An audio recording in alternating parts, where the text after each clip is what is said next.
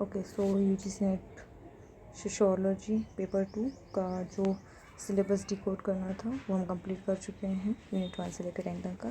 और ये पेपर 1 का है जिसमें इसमें भी हम 10 यूनिट्स देखेंगे। जो पहला यूनिट है एक देख लेते हैं पहले। फर्स्ट यूनिट में हम टीचिंग एप्टीट्यूड देखेंगे, टीचिंग एप्टीट्यूड। दूसरे यूनिट में हम रिसर्च एप्टीट्यूड। थर्ड यूनिट है comprehension. Fourth communication. Fifth mathematical reasoning and aptitude.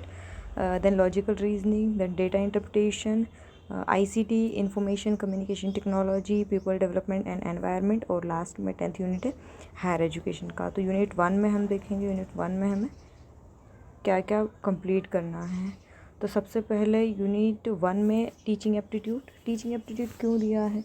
ये जो UGC नेट का एग्ज़ाम है वो एक क्वालिफाइंग एग्ज़ाम है कि इसके बाद आप एलिजिबल हो जाते हो असिस्टेंट प्रोफेसर के लिए। तो या फिर आप JRF करते हैं तो तब भी आप PhD के लिए PhD कर सकते हैं। सो यूनिट 1 में हमें टीचिंग एप्टीट्यूड, तो टीचिंग में हमें क्या पढ़ना है? टीचिंग का कंसेप्ट पढ़ना है, टीचिंग के ऑब्जेक्टिव्स, लेवल ऑफ टीचिंग में मेंशन भी किया है, memory level, understanding level, reflective level, then characteristic and basic requirements क्या क्या होती है टीचिंग के लिए। फिर हम लर्नर कैरेक्टरिस्टिक्स देखते हैं, तो उसमें क्या होना चाहिए? सेकंड में दिया है characteristic of adolescent and adult learner, जिसमें academic, social, emotional and cognitive development भी देखना है और इंडिविजुअल डिफरेंसेस भी होते हैं। थर्ड हो जाएगा factor affecting teaching related to teacher, learner, support material, instruction, facilities, learning environment and institutions. तो ये तो बहुत बेसिक अंडरस्टैंडिंग के लिए है कि सब कुछ अगर आपको पता है कि जैसे ये हमें कुछ फैक्टर्स दिए हैं जो टीचिंग को अफेक्ट करेंगे, तो टीचर भी ऑफकोर्स टीचर, लर्नर भी होना चाहिए वैसा, और सपोर्ट मटेरियल भी होना चाहिए वैसा। फैसिलिटीज़ अगर नहीं होगी तो फिर प्रोसेस में प्रॉब्लम आ सकती है। और एनवायरनमेंट भी अगर सुटेबल नहीं हुआ तो टीचर को, स्टूडेंट को प्रॉब्लम आ सकती है। इंस्टीट्यूशन भी होना पड़ेगा उसके लिए। Then method of teaching in institution of higher learning. अब ये मेथड दिए हुए हैं टीचिंग हायर लर्निंग के लिए, तो टीचर सेंटर्ड भी हो सकता है, लर्नर सेंटर्ड भी हो सकता है, ये दो मेथड दिए हुए हैं। और मेथड ऑनलाइन भी हो सकता है, ऑफलाइन भी हो सकता है। और इसके अलावा 3 अलग से कुछ चीज़ें दी हुई हैं, जैसे स्वयं, ये 3 अलग अलग प्लेटफॉर्म्स हैं, स्वयं, स्वयं प्रभा और मूक। तो ये इनके लिए 3 अलग सेपरेट वीडियो बनेंगे, तो उसमें एक्सप्लेन हो पाएगा कि टीचिंग एप्टीट्यूड में ये 3 चीज़ों का इम्पोर्टेंस है। और फ़िलहाल तो यूनिट 1 के लिए इतना ही। आई होप आप लोग को समझ में आया होगा कि टीचिंग एप्टीट्यूड में हमें क्या किस तरह से पढ़ना है।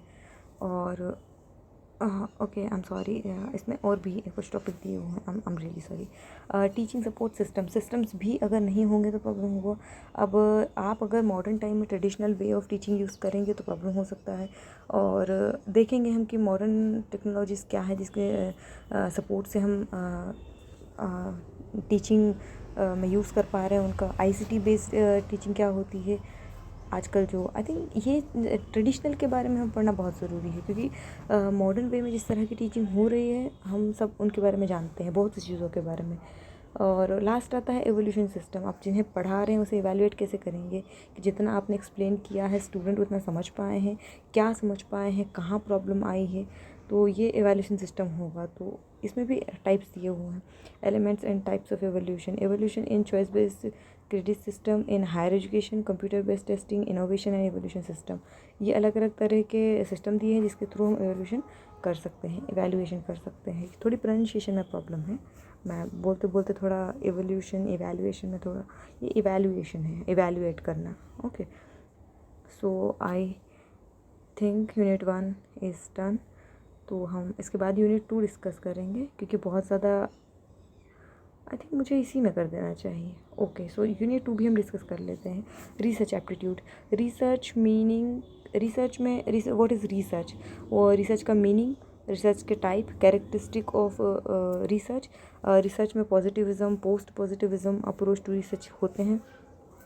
सेकंड हो जाएगा मेथड्स ऑफ रिसर्च। हमने पेपर 2 में भी रिसर्च मेथडोलॉजी एंड मेथड्स देखे थे, तो इसमें एप्टीट्यूड की तरह देखना है। बाकी मेथड्स तो उसमें भी थे रिसर्च के, इसमें भी एक्सपेरिमेंटल होगा, डिस्क्रिप्टिव होगा, हिस्टोरिकल, क्वांटिटेटिव क्वालिटेटिव हमने पेपर 2 में भी पढ़ा है, तो इसमें भी देखेंगे। Steps of research very important, कि आप अगर रिसर्च करना चाहते हैं तो आपका फर्स्ट स्टेप क्या होगा, सेकंड स्टेप क्या होगा, कितने स्टेप्स में आपका रिसर्च कंप्लीट होगा, तो ये हो जाएगा। Then thesis and article writing, ये तो बहुत ज़्यादा इंपॉर्टेंट है। इसमें भी टाइप होते हैं, फॉर्मल है, स्टाइल ऑफ रेफरेंसिंग है, और application of ICT in research. Research में जैसे ट्रेडिशनल जो इनिशियल टाइम में किस तरह की रिसर्च होती थी वो एक अलग बात है, लेकिन अभी के टाइम में आईसीटी का कितना इंपॉर्टेंस हो गया है रिसर्च में, कि अगर आपको कोई चीज़ रिसर्च के लिए ऑनलाइन सर्वे भी होते हैं, तो वो भी अलग अलग तरह के, तो आईसीटी का हम इम्पोर्टेंस देखेंगे, how we can use ICT in our research. So last is research ethics. Ethics क्या क्या होते हैं, क्या हमें करना चाहिए और क्या हम नहीं कर सकते हैं रिसर्च के थ्रू, क्या एथिक है, क्या एथिकल नहीं है, तो ये सारी चीज़ें। देन यूनिट 3 में भी हम देखेंगे। यूनिट 3 हो जाएगा हमारा कॉम्प्रीहेंशन। कॉम्प्रीहेंशन बोलने के लिए बहुत इजी है कि ज़्यादा कुछ होता नहीं है, लेकिन ट्रस्ट में बहुत ज़्यादा प्रैक्टिस रखती है कॉम्प्रीहेंशन के लिए भी। अगर आप प्रैक्टिस करेंगे तो आप कहीं ज़्यादा बच्चों से अच्छे परफॉर्म कर पाएंगे, तो इसके लिए तो प्रैक्टिस ही अल्टीमेट है जो भी है। देन हमारा 4th हो जाएगा कम्युनिकेशन। कम्युनिकेशन और आईसीटी बहुत ज़्यादा इंपॉर्टेंट टॉपिक है, बहुत ज़्यादा इंपॉर्टेंट यूनिट्स है। तो कम्युनिकेशन के लिए भी सेपरेट टॉपिक पॉइंट दिए हुए हैं। Communication meaning, types and characteristic of communication, effective communication, verbal non verbal communication, inter cultural and group communications, classroom communication क्या होता है, ये सब हम डिस्कस करेंगे। अभी देखना है कि क्या क्या कम्युनिकेशन में पढ़ना है। फिर हमें कम्युनिकेशन में बैरियर्स भी होते हैं, तो हम barriers of to effective communication भी देखेंगे, क्या क्या बैरियर्स हो सकते हैं इफेक्टिव कम्युनिकेशन के लिए। उसके बाद लास्ट पॉइंट हो जाएगा mass media and society. Then हमारा 5th यूनिट हो जाएगा mathematical reasoning and aptitude. To be very honest, इस यूनिट में मेरा भी मार्क्स बहुत कम आता है, बहुत कम, कि मुश्किल से ही मेरे क्वेश्चन सही हो पाते हैं, क्योंकि इसके लिए प्रैक्टिस बहुत चाहिए होती है। और मैंने जब से सोशियोलॉजी सब्जेक्ट लिया है तब से मेरा मैथमेटिकल और भी ज़्यादा वीक हो गया है। मैं प्रैक्टिस करती हूँ पर पता नहीं क्यों मैं स्कोर नहीं कर पाती इस यूनिट में, तो मैं बहुत ही पर्टिकुलर होके इस यूनिट में अपना टाइम देती हूँ। अदरवाइज़ अगर आप लोग इसमें अच्छा कर पाते हैं तो बहुत अच्छी बात है। Okay, so next unit is the logical reasoning. Logical reasoning मेरे लिए बहुत लेंदी है, क्योंकि इसमें जो जिस तरह के क्वेश्चंस आते हैं वो कर मैं लेती हूँ, पर मुझे टाइम बहुत लगता है। ऐसा नहीं कि ये मैं सॉल्व नहीं कर पाती हूँ, मुझे इस यूनिट में बहुत टाइम लगता है। सो फर्स्ट दिया है understanding the structure of argument. Argument के फॉर्म दिए हैं, स्ट्रक्चर ऑफ कैटेगरिकल प्रपोजिशंस क्या होते हैं, मोड एंड फिगर भी होते हैं इसमें, फॉर्मल इनफॉर्मल फैलिसीज पढ़नी होती है, use of language, connotation, denotation of terms, classical C, square of position. Square of position थोड़ा ईजी है, तो इसे लॉन्ग टर्म अगर बिना प्रैक्टिस के आप मतलब बिना प्रैक्टिस के आप क्वेश्चन लगाओगे तो मुश्किल होता है इसमें। So evaluating and distinguish deductive and inductive reasoning. Inductive deductive easy है थोड़ा, एक दो बार अच्छे से समझोगे तो समझ में आ जाएगा। एनालॉजीज पढ़नी पड़ेगी। वेन डायग्राम में भी मुझे प्रॉब्लम होती है। Simple and multiple use for establishing validity of argument. ऐसा नहीं कि समझ में नहीं आता, समझ में मुझे सब आता है। प्रॉब्लम ये है कि बहुत लंबे टाइम तक मैं अगर टाइम से अगर प्रैक्टिस नहीं करती हूँ तो फिर मुझे सॉल्व करने में प्रॉब्लम होती है क्वेश्चंस। देन इंडियन लॉजी में भी आते हैं मीन्स ऑफ नॉलेज, क्या क्या रहा है इसमें। प्रमाणस पढ़ते हैं, प्रमाण इसमें प्रत्यक्ष होता है, परसेप्शन, अनुमान, इन्फरेंस, उपमान, कॉम्प्रेंशन, कंपैरिजन, शब्द बोलते हैं, वर्बल टेस्टिमनी, अर्थपति होता है, इम्प्लीकेशन एंड अनुपलब्धि, non apprehension. Then structure and kind of अनुमाना, सो इन्फरेंस व्याप्ति हो जाएगा, इनवेरिएबल रिलेशन, फिर हेतुभास हो जाएगा, फैलेसी ऑफ इन्फेरेंस, सॉरी। तो ये सब हमारे यूनिट 6 में है। यूनिट 7 में हमें दिया है डेटा इंटरप्रिटेशन। डेटा इंटरप्रिटेशन भी एक प्रैक्टिस की ही यूनिट है, इसमें समझ में आई थिंक आता ही होगा, परसेंट होता है, कुछ मल्टीप्लिकेशन और डिवाइड, ये कुछ बेसिक जो हम बोर्ड मार्क्स के रूल में देखते हैं। वही सब होता है, लेकिन इसमें प्रैक्टिस की ज़रूरत पड़ती है क्योंकि पेपर में हमारे पास टाइम कम होता है।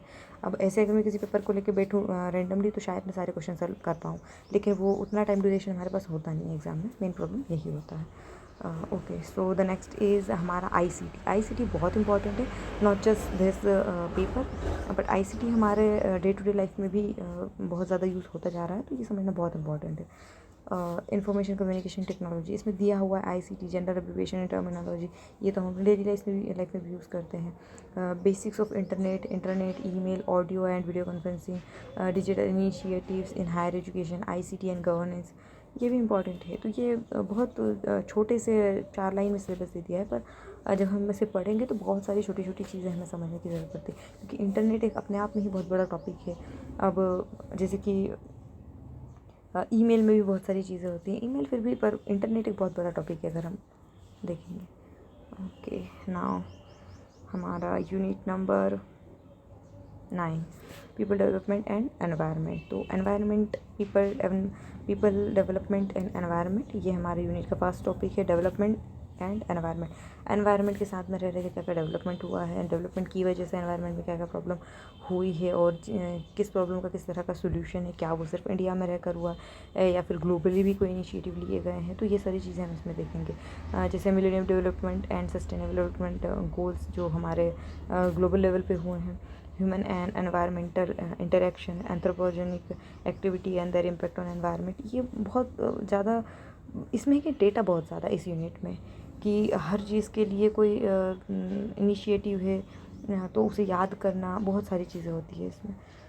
एनवायरमेंटल इश्यूज़ क्या क्या है, लोकल लेवल पे क्या है, रीजनल एंड ग्लोबल लेवल पे क्या है, क्या क्या इनिशिएटिव उसके लिए लिए गए हैं, क्या क्या इफ़ेक्ट उसका हुआ है, अभी भी कौन कौन से जो स्कीम्स है वर्किंग है या नहीं है, और या सो क्या क्या प्रॉब्लम है, एयर पोल्यूशन है, water pollution, soil pollution, noise pollution, उसके बाद वेस्ट में भी सॉलिड है, लिक्विड है, बायोकेमिकल है, सॉरी बायोमेडिकल हैज़ार्डस है, इलेक्ट्रॉनिक है, climate change and it's socio economic and political dimension, impacts of pollutant on human health, natural and energy resources, solar, wind, soil, hydro, geothermal, environment, और बहुत सारी चीज़ें हैं इसमें। तो हम कुछ भी पर्टिकुलरली ऐसा नहीं है कि यही पढ़ना है, इतने में ही हो जाएगा, इसमें सब कुछ पढ़ना पड़ता है, क्योंकि कहाँ से क्वेश्चन, जैसे जून का जो रीनेट वाला एग्ज़ाम हुआ था, उसमें जून के बाद उसमें वाटर पोल्यूशन और वाटर और आई थिंक या विंड और वाटर को लेकर एक मैच द कॉलम आया था। तो इस तरह के क्वेश्चन आते हैं। And environmental protection act 1986, national action plan on climate change, international agreements क्या क्या हैं, Edwards, Montreux protocol, Rio summit, convention on biodiversity, Kyoto protocol, Paris agreement, international solar alliance, क्या क्या है। जैसे इंटरनेशनल सोलर अलायंस तो फिर भी नया है, तो ये सारी चीज़ें हैं देखने की, ये तो कवर करना ही पड़ेगा। ओके, सो ये एक ओवरव्यू है यूनिट 9 का। देन 10 में तो ऑफकोर्स हायर एजुकेशन से जुड़ा हुआ, तो इसका तो इम्पोर्टेंस होगा ही। हायर एजुकेशन सिस्टम के बारे में बात हो रही है यूनिट 10 में। तो institutions of higher learning and education in ancient India, evolution, जैसे ये इवोल्यूशन है of higher learning and research in post independence India.